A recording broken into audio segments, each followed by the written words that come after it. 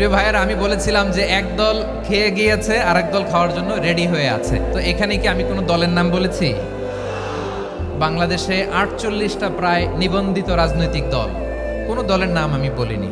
কথাটাকে আমি জেনারেল রেখেছি। দায়ীদের বৈশিষ্ট্যই এটা, দায়ীরা জেনারেলি কথা বলে, যার যেই মেসেজ নেয়ার তারা সেখান থেকে নিয়ে নেয়।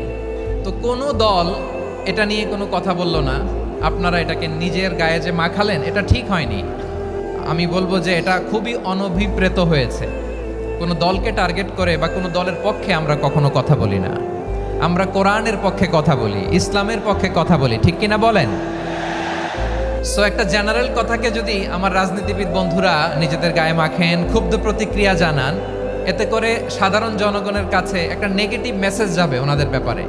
এটা হোক আমরা চাই না। তো আমার প্রিয় রাজনীতিবিদ বন্ধুদের আমি বলবো, কথাটা ছিল ভেরি জেনারেল, এটা নিজেদের গায়ে মাখানোর কোনো দরকার নাই।